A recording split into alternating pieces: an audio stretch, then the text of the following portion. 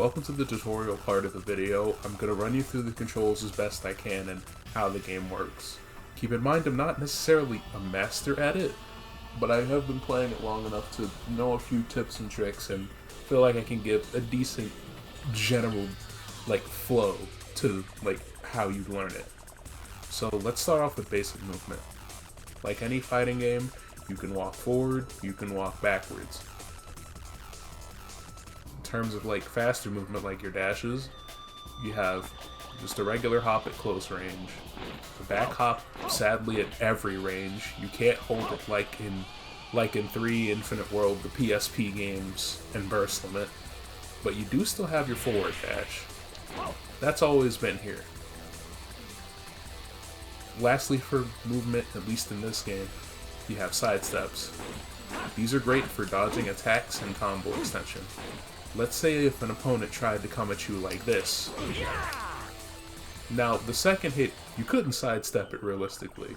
The first and third one you absolutely could, but that would depend on, if they finish out the string, how well would it track. But since I already did it, basic buttons. You got punch, you got kick, you have guard, and you have energy.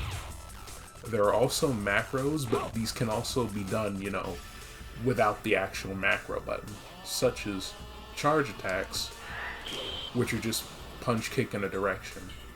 We have also, I never knew what to call these, but alternative ones, where it's K and G instead of P and K. Some characters have multiple, some characters only have one. Sometimes it changes in the air too. There are a couple things that do change in the air per character, so try things out. If I remember right, there's also transformations, which are punch, kick, and guard. You are going to set this to a macro. You are not doing this by yourself most of the time. You are setting this to a macro like a smart person. I did it by hand just to show you. And then you have taunts. Hey, you okay? Which is just all 4 face buttons. Now, something neat that I don't think the game ever tells you, and something I find funny and absolutely unhinged. You can do everything I just detailed with the right stick, in every corresponding direction. They didn't have to make it like this. There's no reason to make it like this. But I'm just letting you know, you can macro a grab by down right on the right stick. You want to do a smash attack, but you don't want to press 2 buttons? A macro? I don't need that. It's sticky and weird, but yeah. I don't need that shit. But, yeah, it's very weird. Now for another command thing. Charging. This is very important because the game itself doesn't teach you to charge. You need the manual for it. Charging in the first 3 Budokai games has always been block and then back. I believe I have my DS4. I do have the DS4 display on the screen. But if you're having trouble just imagining it, if I don't, imagine just holding block and then inputting a back dash and holding it. That's basically how you charge in the first 3 games, and the pose is very stupid in the first 2. I genuinely think it's funny. I thought it looked dumb ever since I was a little kid, but it honestly just adds to how funny I think these games are in retrospect. Now let's get on to how the fighting necessarily works. So, this game uses strings. The game sadly does not tell you all the strings. This didn't really become a commonplace thing until Budokai 3 Greatest Hits. But you do have strings, and they do let you know what strings link directly into moves. So, Kamehameha, for most characters who have any sort of beam move, is just very simple string, easy to remember, always present. The thing with this is also, there's a lot of strings the game doesn't tell you about. The game will never tell you about, if I toggle this off and go back to command, it'll never tell you about It'll never tell you about this either. Or, well, no, it tells you about that one, just not the end. Or this. There's a lot of stuff this game really does not tell you off the bat. And I feel like, especially in the modern day when people don't really have access to... Well, someone's probably uploaded the instruction manual onto places like the Internet Archive, but just in case you don't really want to read what to do and you want a visual, this is mainly what this is for. But it's not besides the point, but I'm essentially kind of losing track of it. But back to how fighting works. So, think of it like Tekken, DOA, or Virtua Fighter. Those are the fighting games that Budokai to me are most comparable to, since they're both 3D fighters, which, if you didn't know, are different from arena fighters. While they mainly do control like they're in 2D, they use the ability to sidestep. Like, think about it also like this. Despite how it feels, JoJo All-Star Battle R is a 3D fighting game, even though it feels more like a 2D one in terms of movement, and it's mainly because of the sidesteps. If it didn't have that, it'd be strictly 2D. It'd just have, 3D world. But if you actually do use the Z-axis, it becomes a 3D. And if you can move in full 3D, well, for the most part, it stops becoming a 3D game and becomes an arena fighter. But, back to strings. Strings are basically just, your combos. There are ways to get around some of the limitations, especially in the first game. Because if you notice when I did Kamehameha earlier, 1, 2, 3, 4, it did hit him and knock him down, but that's not guaranteed. So whenever you're training in any of these games, set the opponent to guard 2 for their computer action and turn on breakfall. This basically tells you if anything you do in the game is actually real. And what I mean by that is, if your combos are real, think of it like a blue combo in Blaze Blue. Where, oh, that combo's sick, but it doesn't count because, it was blue. They could have held the button and gotten out of it anytime they wanted. So, let's say I want to do something like this. Not wrong button, but like this. That's not a real combo. If he fell down, it'd probably clip him a third time, but probably not. Yeah, that's not a real combo. And it's very weird to think about that. And I think it's only in 1 where it's not a real combo. Yep! I need to fact check it because I am going to go to 2 at some point. Play 2 at some point soon. But I'm just telling you this now because this game has a lot of stuff that is shockingly not a true combo, and it's kind of insane. Now you'd think, oh whoa, this game has strings but they don't even fully combo? What kind of bullshit is this? Which, if you're new to these kinds of games or fighting games in general, fair assumption to make. Like, what is this for? Like, that doesn't even combo. What am I going to use this for? Here's where the cool part comes in. Let me tell you about a little thing this series has called charge canceling. Now, if you're... Well, before we handle that, I may as well just bring up, because I did bring up strings, and how they're basically how you get combos started, etc. This game has an input buffering system, which if you didn't know, most 3D fighters have it.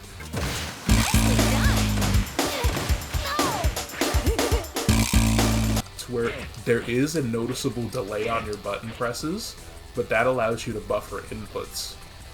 Which leads into something really cool that this game does that I feel like it gets harder to do by the PSP games in burst limit, which is charge canceling.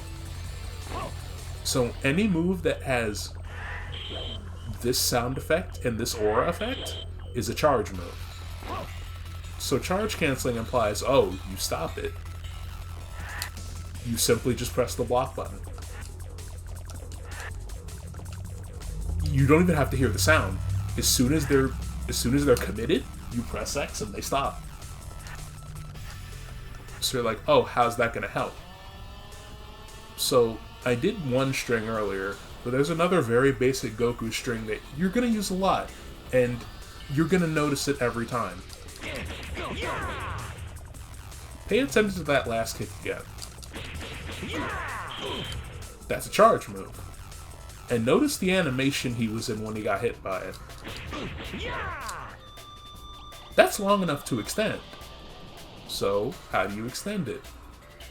Well, for a simple one,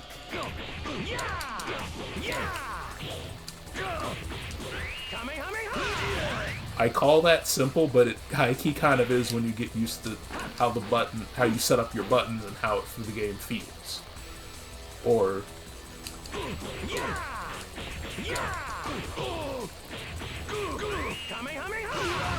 now notice, the combo counter was not completely consistent. That's because while yes, he was still vulnerable, the game technically wouldn't count it as a combo still. It's very finicky and weird, but it is a true combo. If it goes through guard 2, most of the time, it pretty much is a guaranteed, it's a working combo. You don't need to worry about people getting out of it. Teleports also aren't a thing until Budokai 3, so you really don't have to worry about people getting out of your combo. It is strictly a case of if you mess it up. So charge cancels are always been cool to me, because it's something none of the games ever tell you about. You're just expected to have this knowledge off rip. Not even off rip. You're just expected to find this out somehow. And what's even crazier, remember when I said, oh, you can macro a lot of stuff with the right stick? You can charge cancel with the right stick. And you don't even need to put input down. I didn't mean to grab. But you don't even need to input down. You can click in the right stick. So this means if you wanted to awkwardly like crab claw your controller, and then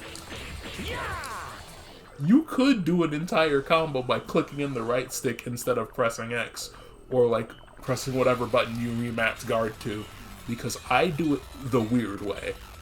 Mapping it to X is apparently the harder way, and a lot of people map the guard button to a trigger. I've always played these games with X as guard, and it feels really weird to stop doing that just to make this part of a combo system easier to me.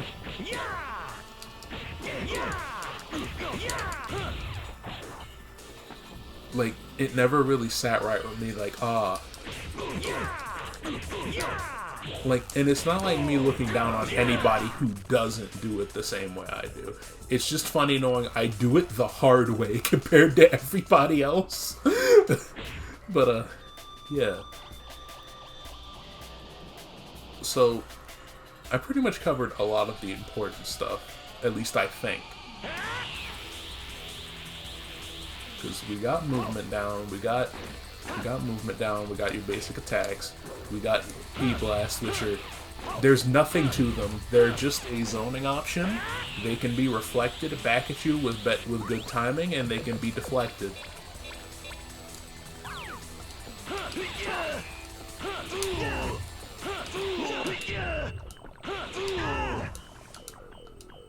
Oh, I'm out of key. I forgot I popped Kaioken at the start.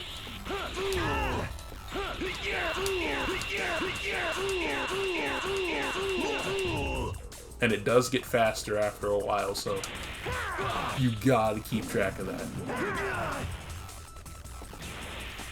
But on to the next topic. Transformations. Only certain characters have them, obviously. And some you wouldn't expect, honestly. Obviously, earlier you saw me pop Kaioken with Goku, but every character who has a transformation has a key gauge limit they need to have first. So, like for instance, Kaioken times 2, or I'm sorry, King Kai's Fist, because that's a literal translation. That's only 2 bars.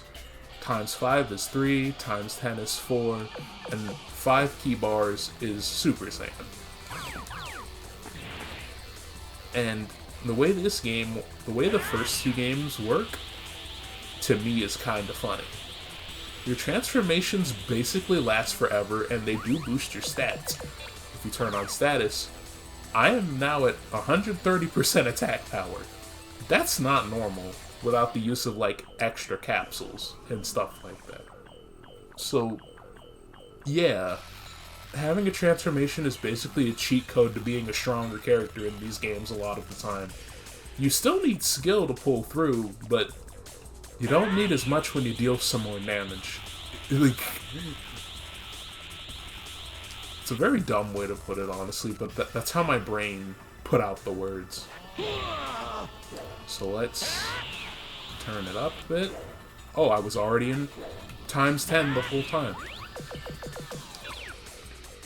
So let's go in the sequence. Forgot deflect back was one, but Kaioken times 2, times 5, times 4, times 10. Shit. And Super Saiyan. Also, this is just me. Wrong button.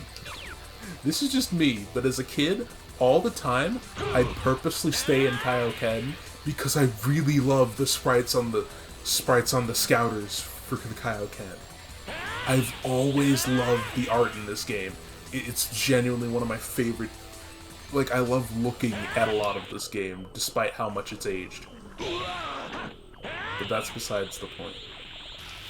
So as you can see, my gauge drains faster each transformation.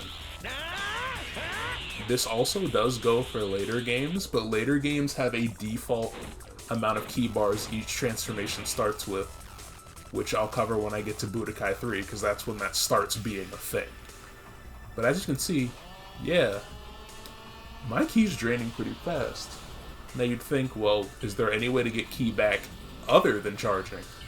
Well, yes. Beating the shit out of your opponent, obviously.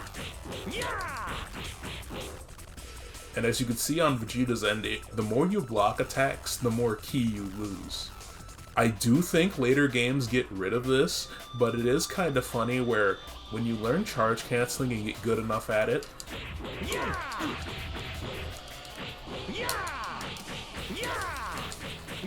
especially against AI, they won't do anything against this 90% of the time. Like, at least on normal and lower, they won't do anything about getting spammed by one charge cancel. So they'll just gladly lose, like, all their meter for no reason. After that, it's, like, up to you to actually, you know, get the job done, because you put them at a severe disadvantage. Another way to get rid of your opponent's meter is taunting. Hey, you okay?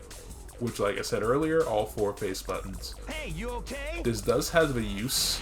If you play at All-Star Battle, it's pretty much just, despite not being made by the same people, a prototype version of that mechanic, honestly. It doesn't have any effect when they're down, it's just safer to do so. It's not like All-Star Battle where it gets an added effect and it benefits. Like, it gets an added effect when it knocks on certain knockdowns. Like, what else is there? Because Ultimates still follow the same rules as Chains. Actually, wait. I know what. The combo system. So, the combo system in this game has a weird rule set to it. There's no real limit as long as, you know, it stuns for long enough. Like a move stuns for long enough, and you can keep going. So remember when I said sidesteps are important? The idea is to get behind your opponent a lot of the time. So if you're a character that has, like, Goku's, like, physical moveset, like you have this, obviously not in that order, but you can do some nasty shit with this. Kamehameha! The combo counter reset, but that's real. They cannot get out of that. That's real.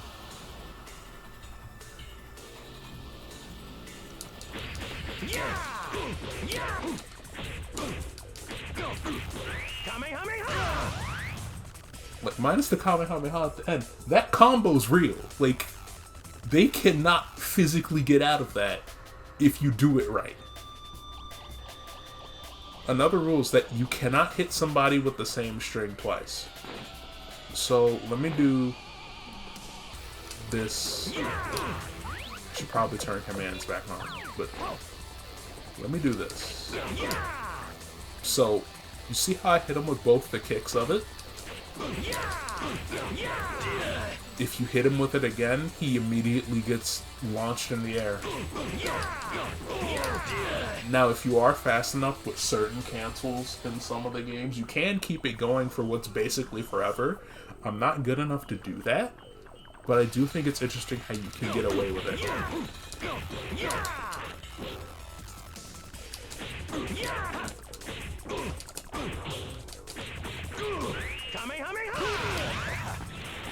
There's also...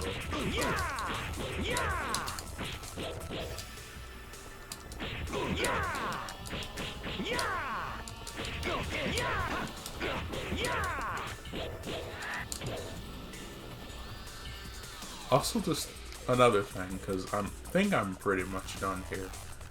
This is a very awkward tutorial, but I'm trying to get it done because I don't want to do 50 takes.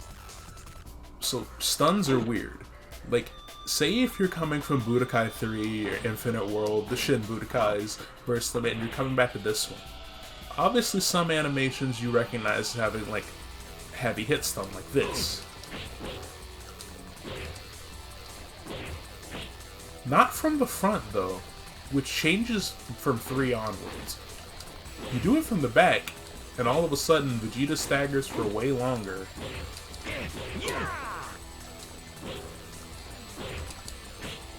Same with the knee. It feels weird going back to the 1 and 2 and realizing the knee from the front doesn't have that much hit stun.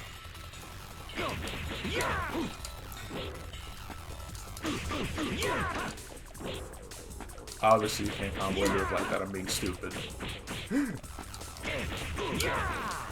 I recorded the story mode playthrough yesterday, but I'm still incredibly rusty. I haven't touched this game in like over a year and a half after like no lifing it at the start of last year. Hey, you okay? But if I remember anything later, it's pretty much most of what you need to know. A lot of this game is mostly getting in with certain strings like this. Like knowing how to extend, knowing what most of your options are at least. Like I recommend hitting the training mode with character you want to play and just trying to lab it out. Because 1 is kind of a very... 1 and 2 are pretty homogeneous, all things considered.